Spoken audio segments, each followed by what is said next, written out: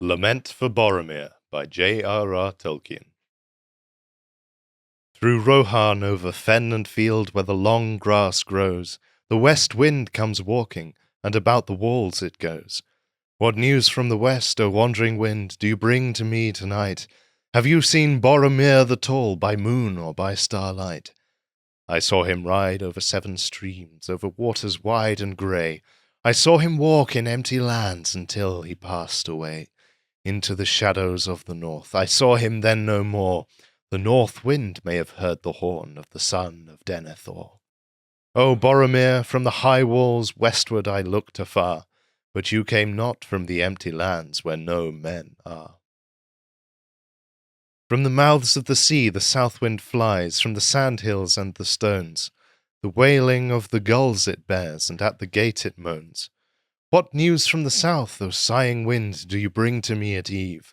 Where now is Boromir the fair? He tarries, and I grieve. Ask not of me where he doth dwell, so many bones there lie, on the white shores and the dark shores under the stormy sky. So many have passed down Anduin to find the flowing sea. Ask of the north wind news of them the north wind sends to me. O Boromir, beyond the gate the seaward road runs south, but you came not with the wailing gulls from the grey sea's mouth. From the gate of kings the north wind rides, and past the roaring falls, and clear and cold about the tower its loud horn calls. What news from the north, O mighty wind, do you bring to me today? What news of Boromir the bold, for he is long away? Beneath Amon Hen I heard his cry, there many foes he fought. His cloven shield, his broken sword, they to the water brought. His head so proud, his face so fair, his limbs they laid to rest. And Rhoros, golden Rhoros falls, bore him upon its breast. O Boromir, the tower of guard shall ever northward gaze, to Rhoros, golden Rhoros falls, until the end of days. After the death of Boromir at Amon Hen, the Fellowship of the Ring is sundered, marking one of the lowest points in the story. Before they proceed to chase after the 2 captured hobbits, Merry and Pippin, Boromir must be laid to rest in a manner befitting a noble warrior. Aragorn, Legolas and Gimli prepare a boat in which he is laid to rest, and set off along the Anduin beneath the waterfall of Rhoros. The first and third verses of this poem are sung by Aragorn, while Legolas sings the second. Gimli then says he will not sing a final verse, which would be the east wind.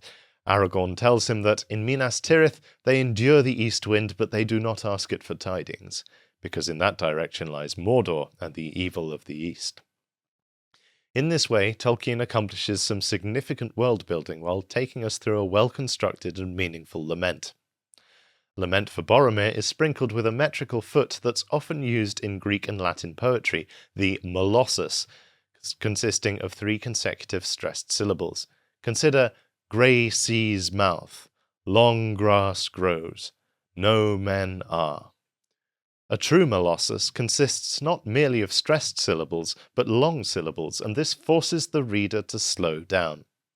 The use of molossus at the end of each verse, as well as several other lines, emphasizes the gravity of the poem, as the 3 heroes lay their fallen comrade to rest. The songs of men in The Lord of the Rings often hark back to Old English poetic traditions, creating a well-defined aesthetic for their race that marks them apart from hobbits, elves and dwarves. Tolkien scholar Mark Hall calls this bringing forward to modern readers the ideas of the ancient poets and their style and atmosphere. Tolkien uses rhythm, metre, and alliteration to convey the style and mood of Old English. Hall compares the Lament for Boromir with Scyld Sefing's ship burial in Beowulf. Certainly the epic is the same, and doubtless Tolkien would have drawn extensively from Beowulf for ideas and inspiration.